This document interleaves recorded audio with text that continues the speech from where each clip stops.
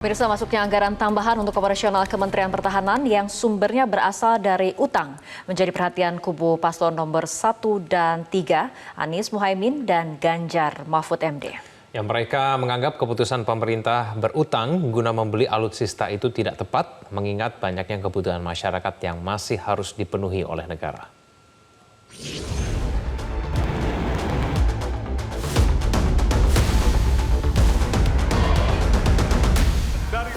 Debat Capres kedua yang akan digelar 7 Januari mendatang diprediksi akan lebih sengit dari debat sebelumnya. Sebab, beberapa hari sebelum debat digelar, masing-masing kubu sudah saling sentil. Urusan alutsista lagi-lagi jadi pemicu. Calon Wakil Presiden Mohaimin Iskandar mengkritik pengadaan alutsista hingga membuat negara berutang tidaklah tepat. Sebab, situasi Indonesia tidak dalam kondisi berperang.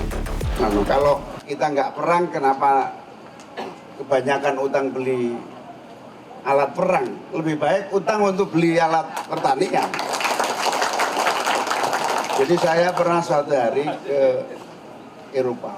Di Eropa itu ada pameran. Pamerannya itu menarik. Pameran alat perang dihancurin, diganti menjadi alat pertanian. Artinya apa? Kita tolak perang, yang penting rakyat makan, kira-kira begitu. Kritik serupa berulang kali juga disampaikan kubu Ganjar Pranowo. Sekjen PDI Perjuangan Hasto Kristianto misalnya yang mengkritik langkah Prabowo menambah utang untuk membeli alutsista. Hasto juga menyoroti pembentukan perusahaan teknologi militer yang justru diisi oleh orang-orang dekat Prabowo selaku Menteri Pertahanan. Bahkan pakai pinjaman luar negeri yang meningkat hingga mencapai 386 triliun rupiah ketika rakyat menghadapi kenaikan harga kebutuhan pokok bagi kehidupan sehari-hari. Pak Prabowo justru malah menambah utang luar negeri sebesar 386 triliun untuk beli alutsista, bukan dengan cara memberdayakan industri nasional. Juru bicara Prabowo Subianto Dhanil Anzar Simanjuntak menilai kenaikan anggaran di Kemhan karena mempertimbangkan dinamika geopolitik internasional saat ini.